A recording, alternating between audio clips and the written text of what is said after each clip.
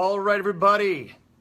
Coach Talk Q&A. We're going to do that thing that we do. I've got some more questions here to answer for those of you in the coaching business looking to grow your business. Is that my hair looking all funky? No, that's my ceiling fan. Okay, good. Got to make sure my hair doesn't look bad.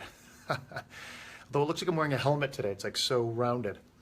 Okay, so let's see. I'm dressed up for running because I got coached yesterday in one of my I do one-on-one mentoring sessions, and I got coached to get my rear end back out and running again. So, Johan.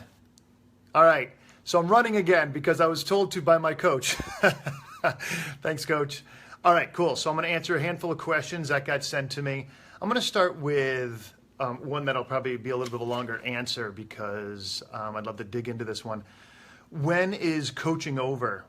Someone asked. And it's a great question, right? So on the one hand, it's over when, the client says it's over, right? That's sort of the stereotypical and response you assume. But you can't assume that, actually, let me back up a little bit more. When does coaching begin? Coaching begins when a coach decides, hey, I want to do this. This is what I do for a living. I've been trained. I'm ready. This is what I do, right? And when you grow your business, you need to be taking on people that you actually want to spend your life with, period. Otherwise, it's murder. It's an emotional suicide for you because you're spending your life and your days, your hours, you're spending your life with people that you don't even want to be with. So first and foremost, coaching begins when you say yes to someone that you want to work with, right? Okay, so when does it end? Well, it could end when like I said, when the client says, look, it's over, I've achieved my goals, I've gotten what I needed. Great. It also can end when you, the coach, says, this doesn't work for me anymore. It doesn't work. You're not an idiot, so you're not going to say, you're an idiot, I don't like working with you.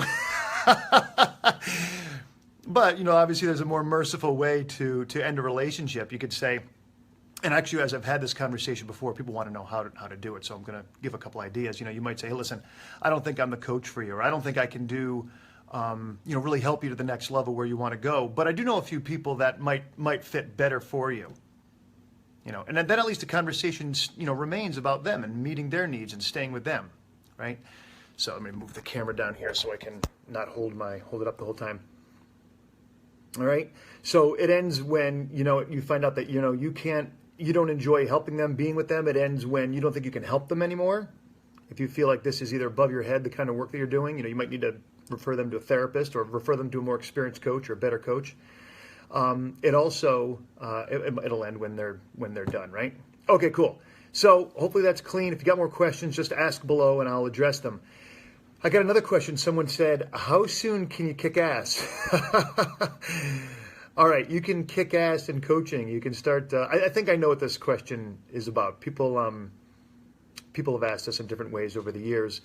You can start kicking ass right away. I mean, as far as even in a sample session with clients, if you start waiting and you want to do like nice coaching or polite coaching or non-offensive coaching, you're really doing sucky coaching because you're too busy trying to look good and do good and make it comfortable for somebody. And that coaching is not about being comfortable. All right. So that doesn't mean you've got to be an ass. What it means is you've got to go out and do the work that changes people's lives, which is being fully present with yourself, fully present with the client, fully present with the moment, and calling it like you see it. Because more than anything else, people want someone to really be with them fully, call it like they see it, and to stay with them through their crap, through their beauty, through all that stuff, and help them live the life that they want, right? Their life on their terms. I call it an uncompromised life. You'll do it, call it what you want. Okay? So how soon? From the sample session thereon. Don't wait until 6 weeks in and then you think the client can really handle your truth. You're not that powerful. Design well right up front that you're going to have a powerful, potent conversation. You're going to be a truth teller for the sake of their, learning more about themselves and being better out in the world. Okay? Cool.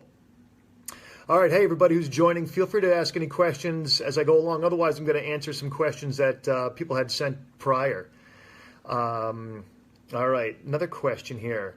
I sometimes feel I suck in my coaching. Is it me or? Actually, there's two questions that I got that almost look the same, so that's why I was juggling between the two. There's one that says, sometimes I feel like I suck. Is it me or? And there's another one that someone asked, sometimes in my coaching, I'm stuck. Is it me or the client? So we'll do two questions here. So first of all, if you feel like you suck in your coaching, one, I'm not sure. You might need to get some coaching. Talk to a friend, do something, meditate, do something before your sessions, because you don't want to get into coaching or into a session when you're in a crappy state of mind. So do your work, right? So you're prepared to be there 100% for your clients. One of the things I'm fond of saying is there's no such thing as a resistant client, but there are plenty of unresourceful coaches. And so, don't go putting it off on somebody else saying, oh, my client is this, or she came in like that, or I don't. No. What's going on for you? You do your work so you're fully present, can kick some ass with your client, and be fully present with them, right? First and foremost. All right, second, the other question was that sometimes I feel stuck. Now, and again, that could be you, it could be the client, but I think the bigger, I don't want to say the question here. What's less important is the stuck caused by you, or is it caused by your client? That there's a feeling of stuck on the call, say it. Just say something. So many coaches try to look good or stealth coaching or try to muscle their way through something. Doing this thing like we're kind of like doing judo. We're gonna push each other around and kind of find the opening to throw somebody. You're not fighting anybody here. So just say, look, this is hard work. Suddenly, the coaching got hard. I feel like we're wrestling here. What's going on? And I call that conspiring with your client. When you do that, you begin to conspire. You come together with your client for the sake of what they want and truth in the relationship. And you know what? Maybe it is that they feel like you're distant, or they think you don't really hear them. Something along those lines, or maybe they just are saying, look, I feel like I'm so far removed from myself. But either way, you're going to get information about how you can work on the relationship, or they can find themselves back in relationship with themselves. Okay? So just name it. I'm a big fan of just saying it. Say it whether you feel, boy, I feel really anxious while I'm coaching you. This just feels like a hard call. I'm not sure why. Man, you sound like you're dying over there. What's going on? Just say it, and then we talk about it, all right? You don't have to work too hard. Okay, cool. Let's see, what time is it? All right, we got about 6 or so minutes here, so let's go on to the next one. This was about marketing, and as I said on my Facebook page, anybody who's not on the Uncompromised Coach Facebook page, feel free to make a request. I open it to people I've trained as well as some folks that I know are committed coaches, so feel free to look for Uncompromised Coach and request membership. I'd like to make a joke and say you've got to give me one good reason why you should, but just ask. All right, and contribute and play. So let's see. So a couple questions that were on the Facebook page, Uncompromised Coach, was really about marketing. One of the questions is the Book of Faces, code for Facebook, I'm sure, is that platform good to grow or sustain a profitable coaching business? All right, let me see what the other question was, because I think it was similar. How to grow your coaching practice and create awareness about the work you do, other than Facebook marketing and such. Just curious what you've done. Okay, so as I said, I'm not like the marketing guru. You can't help answer this without sounding a little bit like an idiot, but I provide for my family. I do good. Cool. And yet there are people out there who have really done far, far, far better. So I'm going to point to some others who have created some success, to include my wife, Kimberly Napier. I mean, she, in less than 1 year of coaching, created a 6-figure coaching income. I mean, she's a fantastic coach. She'd done work prior that really set her up to be a really good coach. However, in less than a year, a 6-figure income, yeah. So there are people who've just got this figured out. There's some people who are naturals in business. And, I think there's got to be some room for those of you who, and there's a lot of us, right, who didn't come from business, don't have a background in developing business or sales or that sort of marketing, that sort of thing. Just know that we love helping people, really want to make a difference for people. And then there you are, you're floating around like, how do I do this? It's a very, very typical place that people find themselves in. So I'll throw a few things over that I've done to develop my business, but I'm going to address the Facebook question first. I've got a friend, his name is CJ Ortiz. You can look him up on Facebook, Metal Motivator. He's, I don't even know if he's got like 60,000, 70,000, 80,000 likes. I mean, he's got a ton of people who love him. He's very well niched. He's got an incredible message. He knows exactly what he's talking about. He's been speaking, preaching, teaching about this stuff for a long, long time. That is personal growth.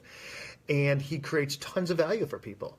I mean, his blogs, his videos, his audios, just tons and tons and tons of value. And I know that if you're going to do something on YouTube or Facebook, you've got to be giving away tons of value. I mean, look at me. Here I am on this video now, Thursdays at 11:30 Eastern, hopefully giving some value away. And the more that you give, the more that you're going to receive. And we know that. Of course, the fun little twist in that one is you'd better be giving because it's something you really love to talk about, you really love to do. Otherwise, in my case, I mean, I love talking about coaching. I love being with you guys and seeing everybody on. Hi, everybody. If I didn't like being in this conversation and I'm going to brand myself and put myself out there on Facebook and all that stuff, I'd just be one miserable dude. And so you want no part of that. So whatever way in which you put yourself out in the world, you've got to do it in a way that really, in a venue that really, really works for you. Speak to your people and your authentic voice, your authentic message. And as I mentioned, CJ, he does an incredible job at doing that. So, check him out. Okay, so then as far as what have I done? Well, you know what the truth is? I'm in front of people, I'll be in New York. Come to New York, everybody. Tomorrow, the 17th, I'll be doing Uncompromised Coach in New York City. I do my own coaching courses. I teach around the world. I do... I do my own stuff, and I've been doing coaching for 20 years now, and so referrals come to me. But I get myself out there in front of people and talk about coaching and help coaches and, help business owners and entrepreneurs, and I'm actually doing the work. So that makes a difference. I know when I first started coaching, I felt really helpless around this stuff and didn't know what to do. I didn't come from a background that was, business or marketing or any of those things I mentioned earlier. And so I felt a little bit hamstrung. But I'll tell you, I went from I did almost anything to get clients. I'll tell you two things just quick, and then I know we'll wrap up in a second here. Hey, Barbara, it's been a long time, Barb. Barb's here. All right, cool. So let's see. I cold called. In fact, let me just close my eyes. I can still maybe make the pitch to. I was calling some State Farm. I guess you'd call them franchise owners. And what I loved about them is they were in sales, right? They're salespeople, but they're in business, and there's a motivation they have to develop their business. They're just not sitting in their nice brick buildings, waiting for people to show up and knock on their door. They go out and get it. So I love that. That turns me on, lights me up. So you got to get with your people, right? But I remember calling and saying, actually, a guy. Oh, I think I can say his name, but I'm not going to. We'll call our friend Bob. I remember calling Bob and saying, hey, Bob, this is Renaud. I said, don't go check your mental Rolodex. You don't know who I am. and kind of put him on, let him know I'm a friendly guy, and, put him on alert that he didn't have to go trying to think about, who is this guy? Wait, do I know him? Hold on. And then I said, listen, I don't know if it's true for you. And this is a sales technique. I mean, it's a way of engaging someone, right? So I said, I don't know if it's true for you, but a lot of folks I talk to, who work with State Farm find, what did I used to say? That it's hard to retain staff. And I had a couple things that I had already interviewed a bunch of people who work for State Farm, so I knew what the complaints were. And then I said, I don't know if this is true for you. And I set him up, just to not in a bad way, but to answer, right? And he said, well, yeah, it is. I said, well, I help people X, Y, Z, right? And I said, is there a time we can get together and talk about your business, developing your business? And, I got to tell you, I got several clients that way, cold calling just, in the Albany area. So that's one way. I'll tell you one more thing I did, and then I'm going to cut out of here so we can start on time and end on time. But I actually went to the mall, Crossgates Mall in Albany here, and went what I called shopping for clients. And it wasn't very effective, and I'll tell you why. But what I did is I would just strike up conversations with people and, somehow get around to that I'm a coach and I help people, blah, blah, blah. The reason it didn't work is, here, let me step back here. So what I would do is do something like this. I'm going for a run, everybody. That's why I'm dressed like this. But, not that you really need to know that. But I would kind of walk around. I kind of had this, like I'm a rich guy, kind of chip on my shoulder and, pose. I had like the Tony Robbins thing going on, my version of it. And, that's not, inauthenticity is not a big driver of business development. There's a hot tip for you. From there, though I was brave enough to have the conversations and do some hard crazy stuff to do, for me, whatever it took to get coaching, to have people to coach and develop and cut my teeth, in the business, well, in the practice of coaching as well as the business of coaching. What I was doing and how I was doing it was very ineffective in the beginning. So the bottom line is get yourself in front of people, your people. If you're a yoga person, yoga. If you're a triathlete, go to your triathlon club and talk to those folks there. And, those are your people anyway, and give them value based on this new thing you've got. So there's a lot more to be said. Feel free to post questions below.